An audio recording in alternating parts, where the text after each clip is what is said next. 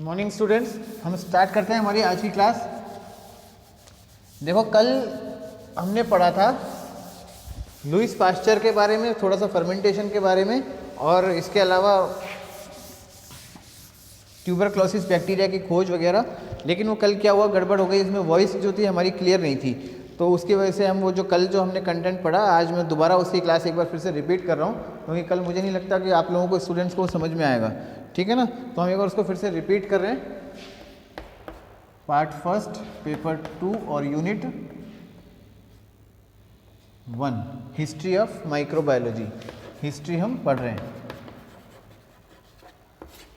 इससे पहले की जो हमारी क्लास थी,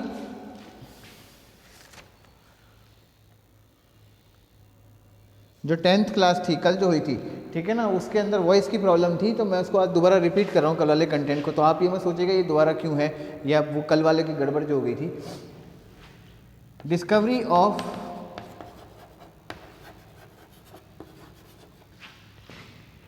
ट्यूबरक्लोसिस बैक्टीरिया कैसे हुई थी, ट्यूबरक्लोसिस के बैक्टीरिया की खोज। ठीक है ना, देखो इसके बारे में पढ़ते हैं। रॉबर्ट कॉच जो थे वैज्ञानिक, उन्होंने किया था 1882 में। Robert Koch and his associate, Robert Koch and his associate. Robert Koch पेशे से डॉक्टर थे। रॉबर्ट कॉच जो थे ये पेशे से क्या थे, डॉक्टर थे और चिकित्सक थे, और जर्मनी में इनका जन्म हुआ था। इन्होंने भी माइक्रोबायोलॉजी में कई प्रकार की खोजें की थी, काफ़ी अध्ययन किया था। इनका अध्ययन के ऊपर भी आज काफ़ी माइक्रोबायोलॉजी को पढ़ा जाता है। तो रॉबर्ट कॉच ने सबसे पहले क्या किया, रॉबर्ट कॉच ने अपने साथियों के साथ इन्होंने कुछ बंदर ऐसे पहचाने जिन बंदरों में एक अजीब से रोग के लक्षण थे। बंदर जो थे नहीं, मंकीज, ठीक है ना। ये मंकी कैसे थे, डिसीज्ड मंकी थे, यानी कि रोगित मंकी थे, डिसीज्ड मंकीज थे, रोगित बंदर थे, जिनके अंदर रोग के लक्षण थे। इन्होंने इन बंदरों का टिश्यू लिया, इनका टिश्यू लिया और ऊतक लिया, इनका ब्लड, ठीक है ना, और वो किस में ट्रांसफर कर दिया, गिनी पिग में, गिनी पिग में ट्रांसफर कर दिया।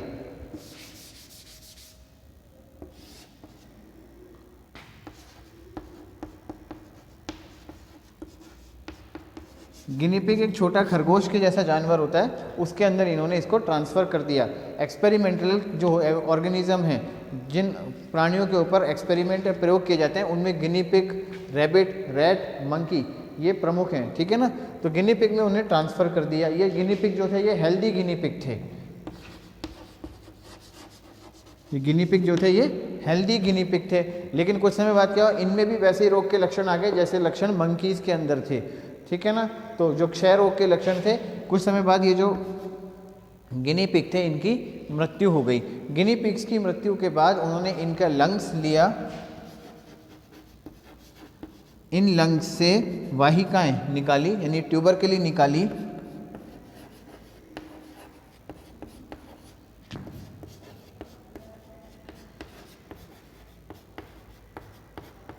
और इन वाहिकाओं का अध्ययन किया, इनकी स्टडी की।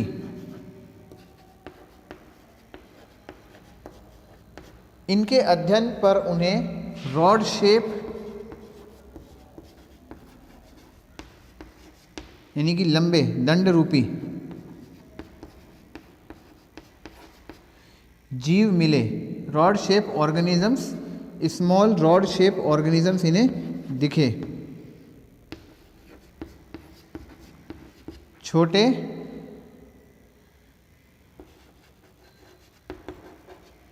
दंड रूपी जीव इन्हें यहाँ पर दिखाई दिए। ठीक है, ये जो छोटे छोटे दंड रूपी जीव जो थे ये मल्टीप्लाई भी करते थे, यानी कि ये गुणित भी होते थे, और स्पोर्स भी बनाते थे, बीजाणु भी बनाते थे। स्पोर जो बैक्टीरिया होते हैं वो स्पोर बनाते हैं, ये उनमें एक प्रकार का जनन का तरीका है, ठीक है ना। मल्टीप्लाई भी करते थे यानी गुणित भी होते थे और स्पोर भी बनाते थे, बीजाणु भी बनाते थे, गुणित होते थे और बीजाणु का निर्माण भी होता था इनमें। इनकी संरचना बिल्कुल एंथ्रेक्स बेसिलाई टाइप के बैक्टीरिया से मिलती थी। ये जो बैक्टीरिया थे इनकी संरचना कैसी थी, बिल्कुल एंथ्रेक्स टाइप के बैक्टीरिया से मिलती थी। क्योंकि रॉड शेप है तो रॉड शेप दंड रूपी बैक्टीरियाओं को क्या कहा जाता है, इस शेप को क्या कहता है, बेसिलाई शेप। इस तरह के होती है शेप, रॉड शेप, ठीक है ना।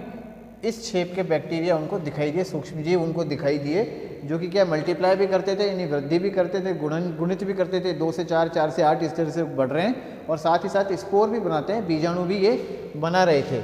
चूँकि बेसिलाई शेप के थे और आइसोलेट कहाँ से किए गए थे, विलगित कहाँ से किए गए थे, ट्यूबरकली से, तो इनको नाम दे दिया गया ट्यूबरकली बेसिलाई या बेसिलस,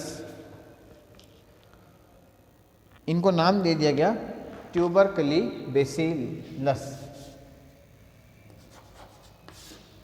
रॉबर्ट कॉच ने इनको नाम दिया और इनको माना कि यही इस खास किस्म के रोग का लक्षण है, यही जो वाहक है, ये जो मंकियों के अंदर, बंदरों के अंदर जो रोग था, उस रोग का कारक जो है वो यही बैक्टीरिया है, यही जीव है। इसलिए इस बीमारी को भी उन्होंने ट्यूबरक्लोसिस नाम दे दिया, ट्यूबरक्लोसिस यानी क्षय रोग। अब क्षय का मतलब ट्यूबरक्लोसिस नहीं होता, क्षय एक अलग चीज़ है, लेकिन हिंदी में इसे क्षय रोग बोलते हैं, लेकिन ट्यूबरक्लोसिस नाम यहाँ से ओरिजिनेट हुआ है, ठीक है। ये लिख लीजिए आप, इसको सारा बना लीजिए चार्ट को।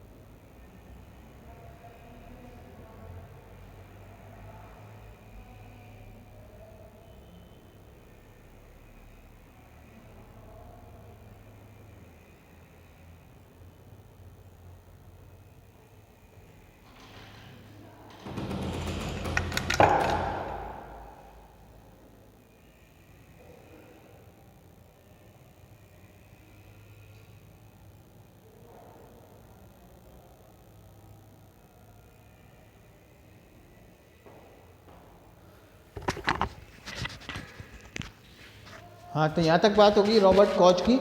रॉबर्ट कॉच के बाद फिर बारी आती है लुईस पास्चर की।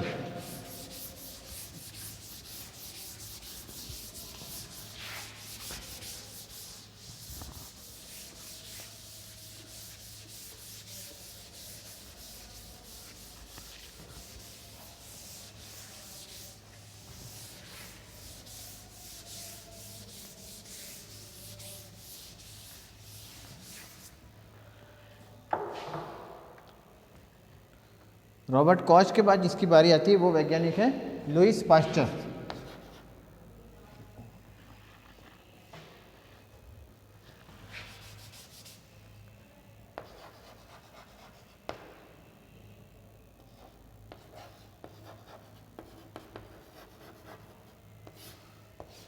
लुईस पास्चर एक बहुत ही प्रसिद्ध वैज्ञानिक हैं जिनका नाम चिकित्सा जगत में यानी कि मेडिकल के फील्ड में और माइक्रोबायोलॉजी के अंदर लिया जाता है, रेस्पेक्ट से लिया जाता है। और बहुत सी खोज इन्होंने की, उन खोजों के ऊपर आज बहुत से टाइप के जो एक्सपेरिमेंट आगे भी चल रहे हैं और बहुत से सिद्धांत जो हैं वो हम उनको मानते हुए आगे बढ़ रहे हैं। तो देखो लुईस पास्चर, ये इनका जीवन काल था 1828 से लेकर के 1895 तक।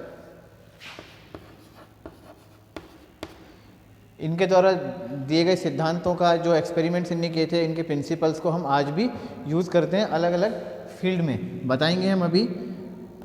फ्रांस में ये पैदा हुए थे, फ्रांस में इनका जन्म हुआ था। फ्रांस के डोल नामक कस्बे में इनका जन्म हुआ था। पहले तो ये फिजिक्स के प्रोफेसर बने, फिजिक्स पढ़ाना शुरू किया, फिर बाद में केमिस्ट्री पढ़ाना शुरू किया। केमिस्ट्री, रसायन विज्ञान पढ़ाना इन्होंने शुरू कर दिया। इन्होंने क्रिस्टलोग्राफी का अध्ययन किया।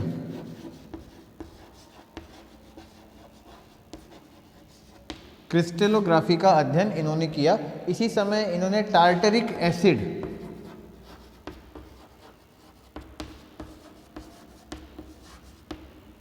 एसिड जो होता है, टार्टरिक एसिड के बारे में भी इन्होंने अध्ययन किया और इसकी संरचना के बारे में इन्होंने बताया। इसका स्ट्रक्चर को इन्होंने डिफाइन किया, संरचना को समझाया, टार्टरिक एसिड की संरचना क्या होती है। इसके साथ साथ इनने ऑप्टिकल आइसोमेरिज्म वगैरह के बारे में भी बताया कि जो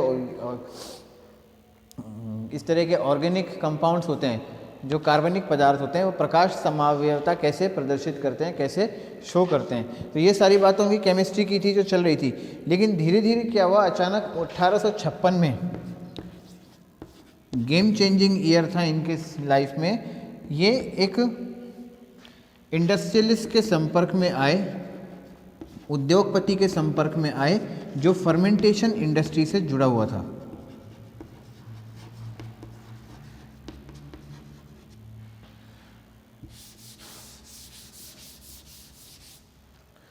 फर्मेंटेशन इंडस्ट्री से जुड़ा हुआ था, यानी किण्वन उद्योग से।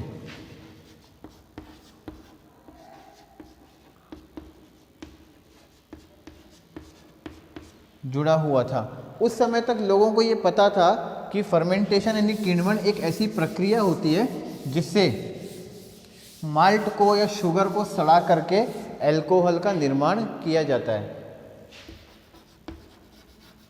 माल्ट को सड़ा करके अल्कोहल का निर्माण करते हैं, ये लोगों को पता था। ठीक है ना। लोग ये भी जानते थे कि इस काम में यीस्ट नाम की एक एंजाइम है, कवक है, वो यीस्ट नाम का कवक यानी फंगस जो है वो काम आता है, लोगों को ये भी मालूम था। तो इससे जुड़ी इंडस्ट्रीज़ जो थी, जो वो थी अल्कोहल बनाती थी, और साथ में साथ फर्मेंटेशन से अल्कोहल जब बनता है तो बियर और वाइन इंडस्ट्री भी चलती हैं। ठीक है ना, ये इंडस्ट्री भी चलती थी। तो ऐसे ही एक इंडस्ट्रियल इसके कांटेक्ट में आए जो कि बियर और वाइन का प्रोडक्शन करते थे। इनके साथ क्या परेशानी हो रही थी कि इनकी बियर और वाइन जो थी वो खट्टी हो रही थी और उसमें से एक अजीब सी सड़ांध आ रही थी,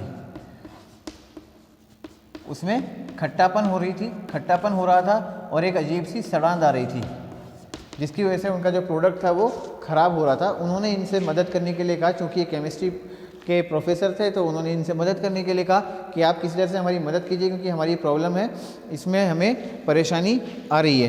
तो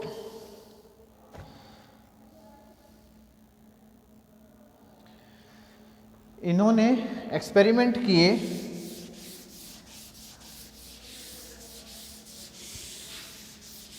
कई एक्सपेरिमेंट किए लगातार 5-6 साल तक, ब्रेन टेकिंग एक्सपेरिमेंट्स, थकाने वाले एक्सपेरिमेंट्स जिन्हें बोलते हैं। और उसके आधार पर इन्होंने निष्कर्ष निकाला कि फर्मेंटेशन इंडस्ट्री जो है वो सफ़र करती है, फर्मेंटेशन इंडस्ट्री यानी जो किण्वन उद्योग है उसका जो प्रोडक्ट है वो ख़राब हो रहा है। ठीक है, क्यों? क्योंकि यीस्ट की जगह उन्हें कुछ ऐसे बैक्टीरिया दिखे, यीस्ट जो थी, यीस्ट तो होनी चाहिए थी, लेकिन यीस्ट के साथ साथ उन्हें दिखा कि फर्मेंटेशन के साथ साथ वहाँ पे प्यूट्रिफिकेशन भी हो रहा है। प्यूट्रिफिकेशन यानी पूयन भी हो रहा है। प्यूट्रिफिकेशन यानी पूयन क्या होता है? ऑर्गेनिक कंपाउंड्स का ब्रेक होके सड़ांध वाले पदार्थों का निर्माण करना। ऑर्गेनिक कंपाउंड्स जो होते हैं पूयन में, नॉर्मली प्रोटीन जो होते हैं वो ब्रेक हो जाते हैं और सड़ांध वाले पदार्थ उत्पन्न होते हैं। इस काम में भी सूक्ष्मजीव ही काम करते हैं, वाले पदार्थ उत्पन्न होते हैं। ठीक है ना। तो इन्होंने ये पता लगाया कि जो इंडस्ट्री है वो क्यों सफ़र कर रही है, क्योंकि अपघटन हो रहा है, पूयन हो रहा है, प्यूट्रिफिकेशन हो रहा है। उन्होंने क्या देखा कि इस पूरे फर्मेंटेशन प्रोसेस के समय यीस्ट के साथ साथ कुछ अलग टाइप के बैक्टीरिया भी वहाँ पे प्रेजेंट हैं, जिनकी वजह से इन्होंने क्या देखा, इस फर्मेंटेशन प्रोसेस में, देखो ये सब आपको बुक में लिखा मिल जाएगा, आप मेरे से समझ लो केवल। ईस्ट के साथ साथ, यीस्ट जो है, यीस्ट के साथ साथ इनको लैक्टिक एसिड जो थे वो बनाने वाले बैक्टीरिया भी इनको मिल रहे थे, जो कि बेसिलस या राउंड शेप बैक्टीरिया इनको थे। यीस्ट के साथ साथ इनको लैक्टिक एसिड बनाने वाले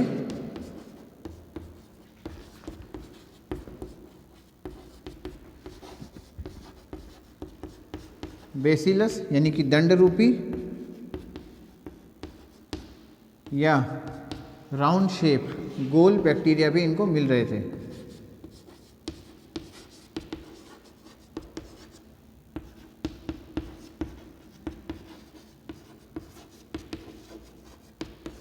इस तरह के जीवाणु भी इनको प्राप्त हुए।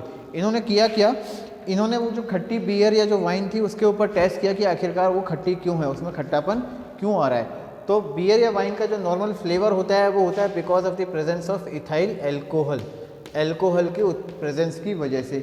लेकिन खट्टापन आ रहा था तो उन्होंने टेस्ट किया तो उन्हें एक पदार्थ उसमें मिला लैक्टिक एसिड। जो दूध खट्टा हो जाता है या दही का जो खट्टापन होता है वो भी इसी लैक्टिक एसिड की वजह से ही होता है, ठीक है ना। दही जब जमता है तो लैक्टिक एसिड के बनने की वजह से ही दही जमता है। दूध के अंदर लैक्टोज होता है और वो लैक्टोज जब लैक्टिक एसिड में परिवर्तित हो जाता है तो उसे हम बोलते हैं कि दही जम गया, दूध खट्टा हो गया। दही एसिड बनने की वजह से दूध के प्रोटीन्स जो होते हैं वो जम जाते हैं और वो दूध ठोस हो जाता है तरल के बजाय, ठीक है ना, जिसे हम बोलते हैं सेमी सॉलिड, अर्ध ठोस अवस्था के अंदर बदल जाता है।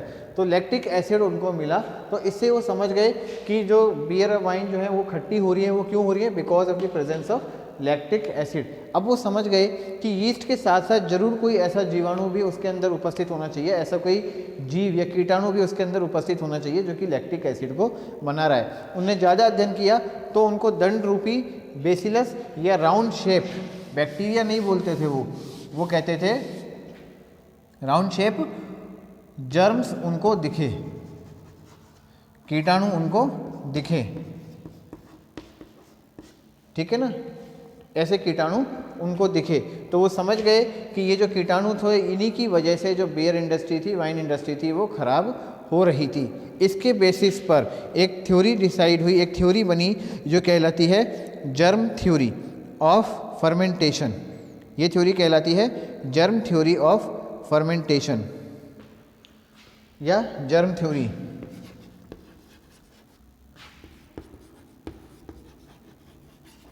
जर्म थ्योरी या कीटाणु सिद्धांत। ये सिद्धांत क्या कहता है कि उत्पाद के अंदर, फर्मेंटेशन के उत्पाद के अंदर कुछ ऐसे कीटाणु उपस्थित हैं जो कि फर्मेंटेशन यानी किण्वन की प्रक्रिया को खराब कर देते हैं। तो उन्होंने उनको नाम दिया कीटाणु और कीटाणु सिद्धांत यहाँ से आया। ठीक उसी समय एगस्टिनो बैसी और जे.एम. बर्कले जो थे उन्होंने ये डिसाइड किया कि बहुत से जर्म्स ऐसे होते हैं जो कि रोग उत्पन्न करते हैं, ठीक है ना। एगस्टिनो बैसी ठीक इसी समय एगस्टिनो बैसी 1733 से 1856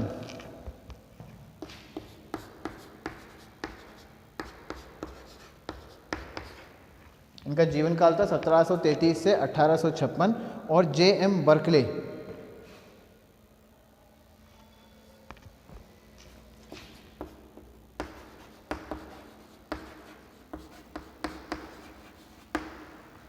अगस्टिनो बैसी ने क्या कहा था कि सभी सूक्ष्म जीव जो है वो रोग उत्पन्न करते हैं। अगस्टिनो बैसी ने क्या कहा था कि जो सूक्ष्म जीव हैं वो क्या करते हैं, रोग उत्पन्न करते हैं।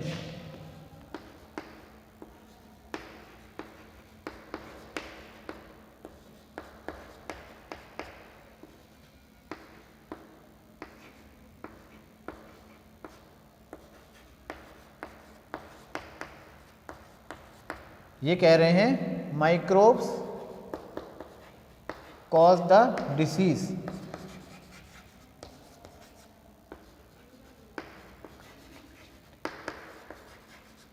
Microbes cause the disease. जेम बर्कले ये क्या बोलते हैं, इन्होंने पोटैटो ब्लाइट रोग की खोज की और कहा कि ये सूक्ष्म जीव की वजह से होते हैं, कीटाणुओं की वजह से होते हैं। पोटैटो ब्लाइट नामक रोग की खोज इन्होंने की और कहा यह रोग सूक्ष्म जीव की वजह से होता है।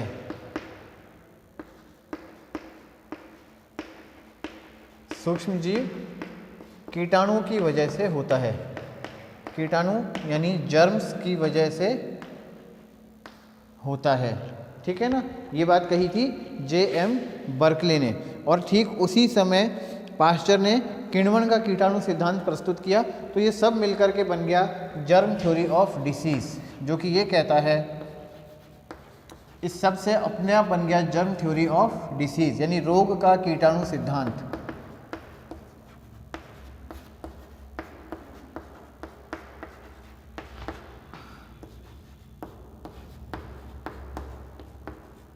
कीटाणु सिद्धांत ये क्या कहता है कि कुछ कीटाणु होते हैं जो कि बहुत छोटे होते हैं, जो कि खुली आंखों से देखे नहीं जा सकते, और ये कीटाणु ही रोग उत्पन्न करते हैं।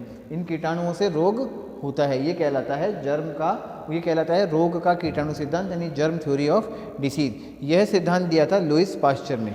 इसके साथ अब उन्होंने देखा कि ये तो बीमारी तो पता चल गई, लेकिन बीमारी से बचने का तरीका भी कुछ ना कुछ पता चलना चाहिए। बीमारी तो हमारे आगे ही पकड़ में, ठीक है ना, लेकिन बीमारी से बचें कैसे। अब साथ में साथ देखें, जब बियर और वाइन खट्टी हो रही है तो दूध को भी अगर कुछ देर छोड़ देते हैं दूध भी खट्टा हो जाता है, दूध भी तो खट्टा हो जाता है। तो दूध भी खट्टा इसीलिए होता है क्योंकि दूध में भी लैक्टिक एसिड बन जाता है। दूध भी इसीलिए खट्टा होता है क्योंकि दूध में भी लैक्टिक एसिड बन जाता है। क्यों बन जाता है, पास्चर को नहीं पता था, लेकिन हमको आज पता चल गया है, अपन उसको पढ़ लेते हैं। पास्चर से इसको कोरिलेट मत करना। दूध के अंदर एक शर्करा होती है लैक्टोज। क्या शर्करा का नाम है, लैक्टोज। बैक्टीरिया प्रेजेंट होता है दूध में, इस बैक्टीरिया को बोलते हैं लैक्टोजीनस बैक्टीरिया। लैक्टोजीनस बैक्टीरिया, लैक्टोजीनस जीवाणु।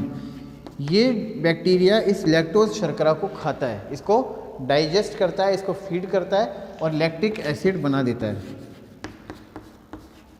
जितनी देर ये बैक्टीरिया इस लैक्टोज शुगर को डाइजेस्ट करता रहेगा उतना ही ज़्यादा ये लैक्टिक एसिड बनाता रहेगा और उतना ही ज़्यादा लैक्टोजीनस बैक्टीरिया बढ़ते रहेंगे। जब ये और ज़्यादा बढ़ेंगे तो और ज़्यादा लैक्टिक एसिड बनाएंगे, और ज़्यादा बढ़ेंगे तो और ज़्यादा लैक्टिक एसिड बनाएंगे। तो दूध जितनी देर बाहर रखा रहेगा या दही जितनी देर बाहर रखा रहेगा वो उतना ही खट्टा होता चला जाता है। जैसे ही आप दूध को उठा के फ्रिज में रख देते हो तो फ्रिज में रखने के बाद या दूध को गर्म करने के बाद क्या होता है, ये जो बैक्टीरिया होते हैं ये मर जाते हैं। गर्म करने पर तो ये बैक्टीरिया जो है ये शांत पड़ जाते हैं और फ्रिज में रखने पर इनकी वृद्धि रुक जाती है, ये पाचन नहीं कर पाते, तो लैक्टिक एसिड का निर्माण नहीं हो पाता और दूध खट्टा नहीं हो पाता। ठीक है ना।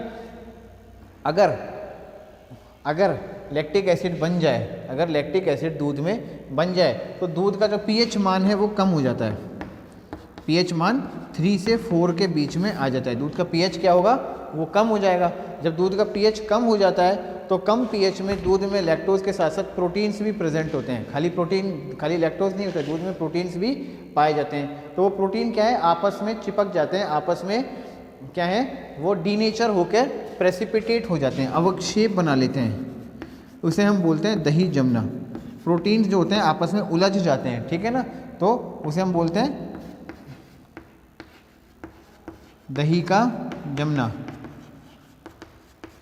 तो दही जमता तो क्यों है, क्योंकि प्रोटीन्स जो है वो आपस में इकट्ठे हो जाते हैं, आपस में अवक्षेप बना लेते हैं, तो दूध के प्रोटीन्स जो होते हैं उनसे हम क्या बोलते हैं, वो जम जाते हैं। ठीक है। और खट्टा क्यों होता है दही, क्योंकि लैक्टिक एसिड बन जाता है। अब इन सारी समस्याओं से निपटने के लिए, बियर वाइन भी खट्टी हो रही है, दूध भी खट्टा हो रहा है, तो पास्चर ने एक तरीका निकाला।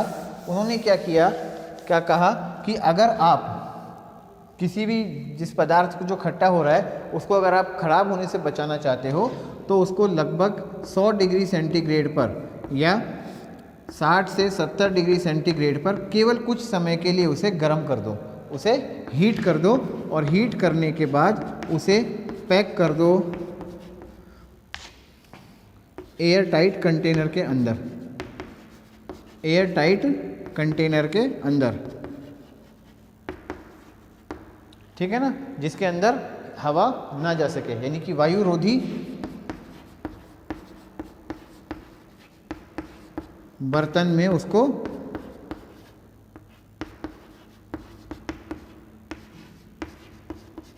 पैक कर दो ताकि हवा अंदर ना जा सके, और हवा अंदर नहीं जाएगी तो हवा के साथ साथ और दूसरे माइक्रोब्स वगैरह हैं, सूक्ष्म जीव हैं, वो भी अंदर नहीं जाएंगे।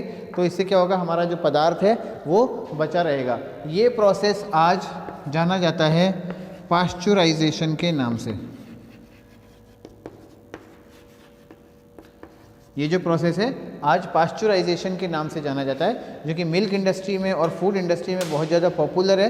किसी भी फूड मटेरियल को ख़राब होने से बचाने का काम करता है। तो ये पाश्चर का दो मेन जो इनका वो था, जिसे हम बोलते हैं कंट्रीब्यूशन, वो हमने पढ़ लिया।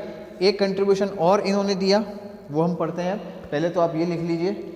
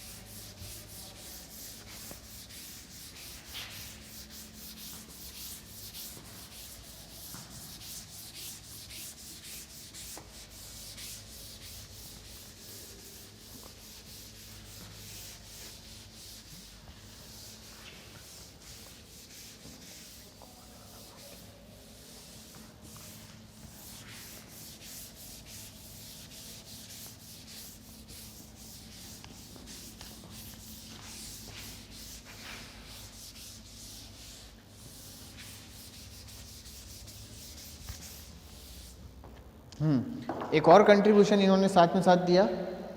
देखो एक थ्योरी थी, थ्योरी ऑफ स्पॉन्टेनियस जनरेशन।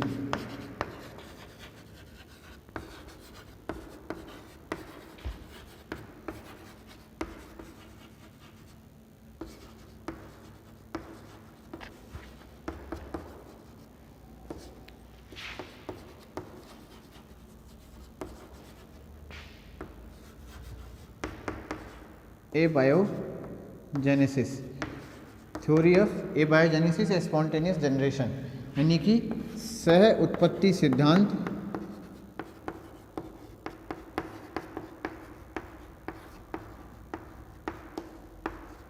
या अजीवात जनन सिद्धांत।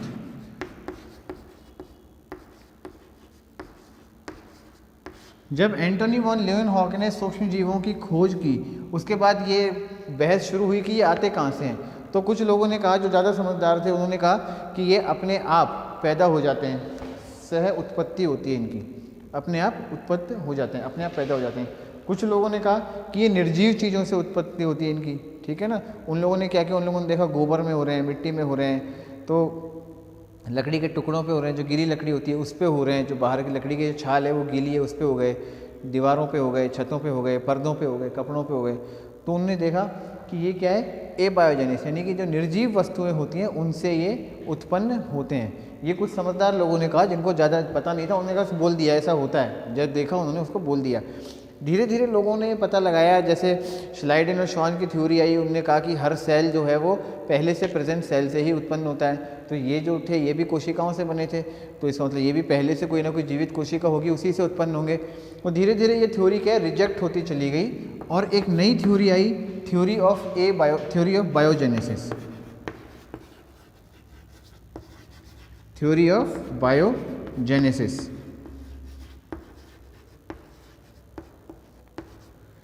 ये बायोजेनेसिस थ्योरी जो है, ये नाम था इसका जीवात जनन। हमने पढ़ लिया है इसके बारे में। ये जीवात जनन थ्योरी या बायोजेनेसिस थ्योरी ये क्या कहती है कि जितने भी जो सूक्ष्म जीव हैं ये पहले से उपस्थित जीवों से ही उत्पन्न होते हैं। जो पहले से सूक्ष्म जीव उपस्थित हैं उनसे ही इनकी उत्पत्ति होती है। तो ये जीवात जनन का सिद्धांत था। लुईस पाश्चर ने इसको विरोध करने के लिए, इसको अपोज करने के लिए, इसको रिजेक्ट करने के लिए और इस सिद्धांत को समर्थित करने के लिए, इस सिद्धांत के पक्ष में या इसके सिद्धांत को प्रूफ करने के लिए, आधार प्रदान करने के लिए एक एक्सपेरिमेंट किया। वो एक्सपेरिमेंट बहुत पॉपुलर एक्सपेरिमेंट है, जो कि स्वान फ्लास्क एक्सपेरिमेंट या गूज नेक एक्सपेरिमेंट या हंसकंठ प्रयोग कहलाता है। अपन केवल डायग्राम के माध्यम से समझेंगे, केवल डायग्राम पढ़ेंगे अपन, ठीक है ना, लिखेंगे नहीं उसमें कुछ भी।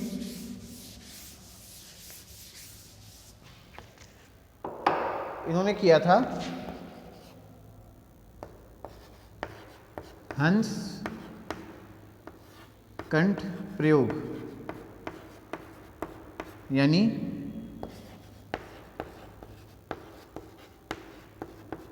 गूज नेक एक्सपेरिमेंट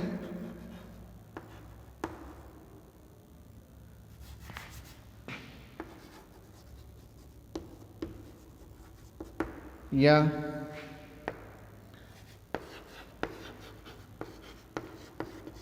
सॉन नेक एक्सपेरिमेंट।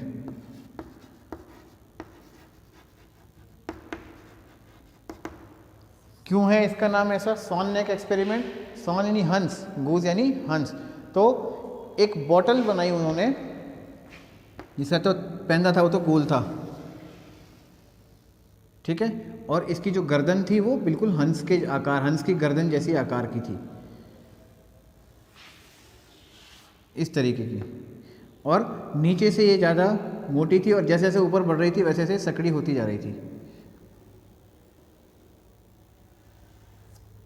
ठीक है ना। हंस की गर्दन जैसी इसकी गर्दन थी बॉटल की, इसलिए इसे नाम दिया हंस कंठ। उन्होंने तो हंस कंठ नहीं दिया होगा, हंस कंठ तो हमने दे दिया, नाम दिया गया गूज नेक या सॉन नेक एक्सपेरिमेंट।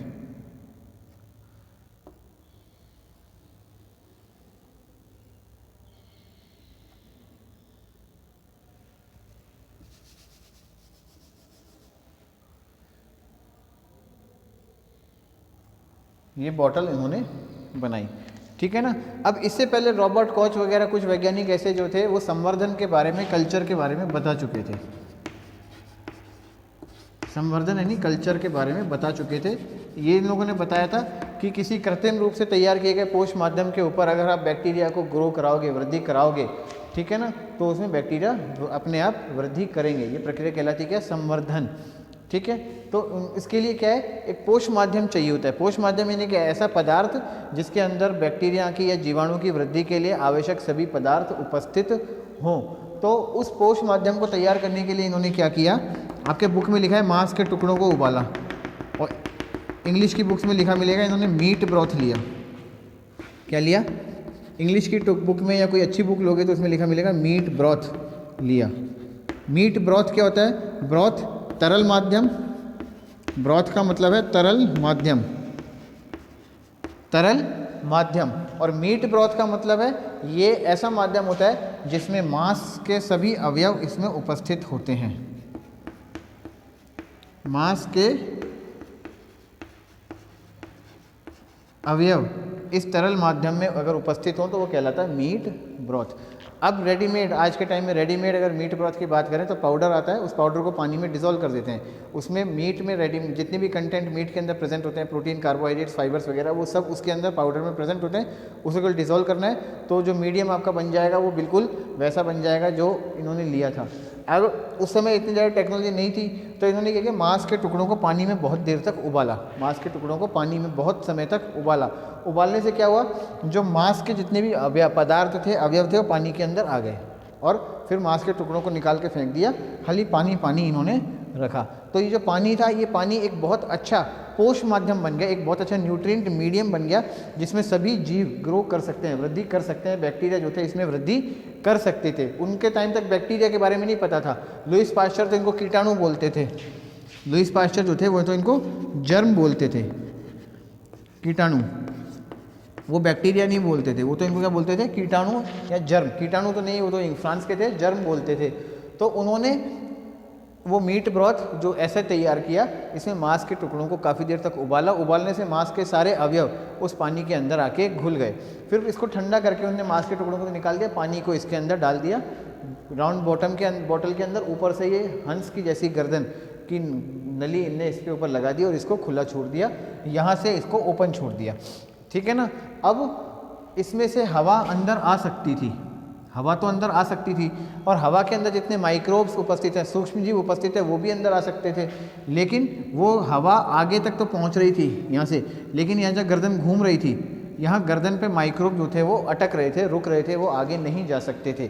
इसीलिए उन्होंने जानबूझ के इस तरह की गर्दन बनाई, इस बोतल की नेक इस तरह की बनाई ताकि हवा तो पास हो जाए, लेकिन जो माइक्रोब हैं वो गर्दन के गोल घुमाव पे ऊपर जा कर के अटक जाएँ, आगे ना पहुँच पाएँ। ठीक है ना। तो उसकी वजह से क्या हुआ, हवा तो अंदर चली गई लेकिन माइक्रोब अंदर नहीं गए। ये मीडियम काफ़ी समय तक रखने के बावजूद भी इसी तरह बना रहा, टर्बिड यानी घना नहीं हुआ, सघन नहीं हुआ। सघन, अगर इसके अंदर बैक्टीरिया पहुंच जाते, जीवाणु पहुंच जाते तो वो वृद्धि करते तो मीडियम सघन हो जाता। तो मीडियम सघन नहीं हुआ, बहुत समय तक रखने के पश्चात भी माध्यम इसी तरीके का बना रहा। ठीक है। अब उन्होंने क्या किया, इस ढक्कन को यहाँ से हटा दिया, इसको यहाँ से उन्होंने हटा दिया। हटाने के बाद उन्होंने इसे छोड़ दिया। धीरे धीरे हवा के साथ साथ बैक्टीरिया भी इसके अंदर आने लग गए। अब इसमें क्या है कि बैक्टीरिया जो है वो वृद्धि करने लग गए, तो माध्यम जो है वो सघन हो गया, यानी कि इसके अंदर बैक्टीरिया की वृद्धि हो गई। मीडियम जो है वो टर्बिड हो गया।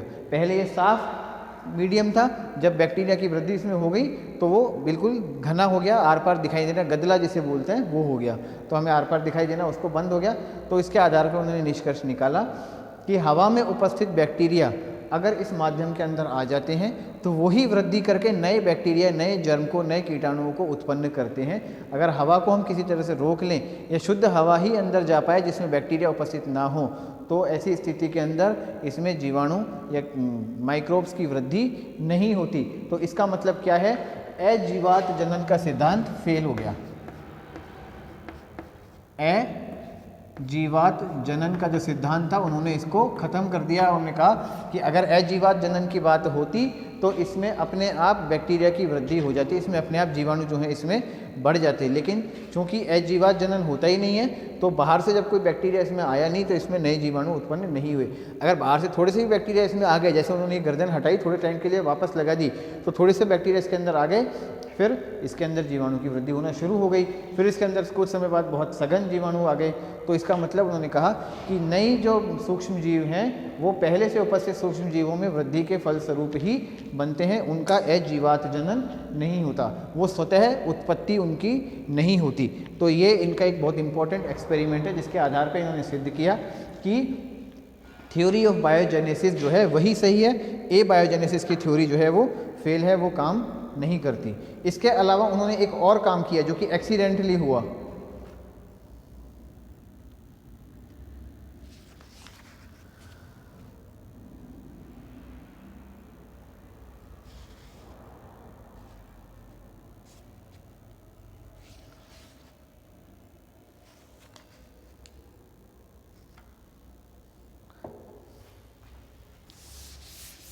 कितने सारे काम कर दिए इनने। एक और स्टडी की थी पास्चर ने जो एक्सीडेंटली हुई थी। पास्चर क्या करते थे, चिकन कॉलेरा, एंथ्रेक्स और रेबीज के ऊपर स्टडी कर रहे थे। चिकन कॉलेरा,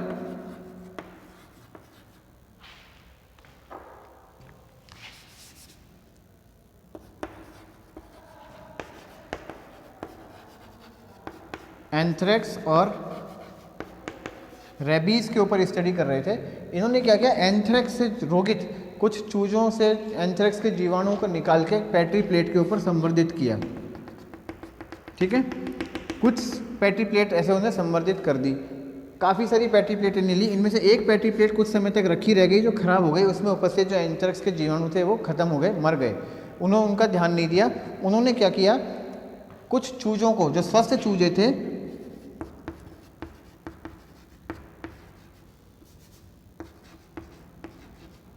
स्वस्थ चूजों में इन बैक्टीरिया से इन्फेक्शन कराया।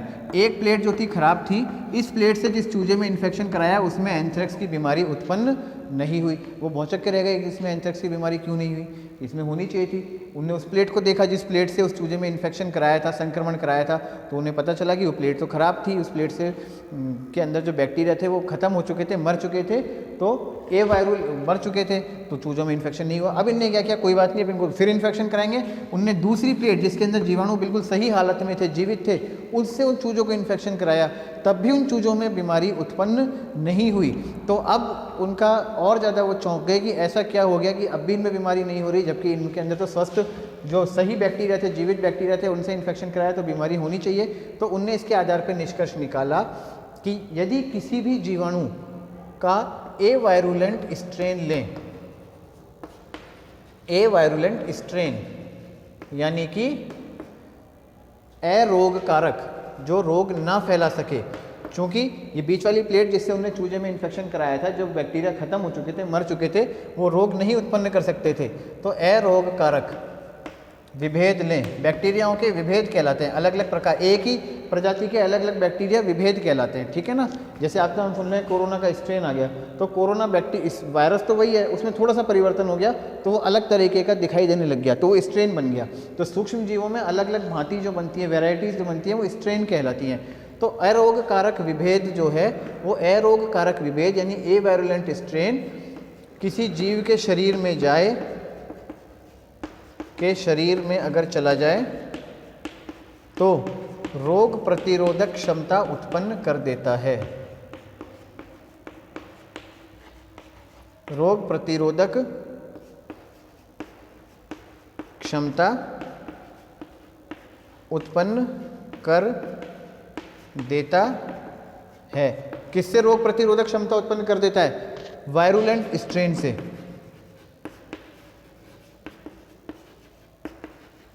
यानी कि रोग कारक विभेद से।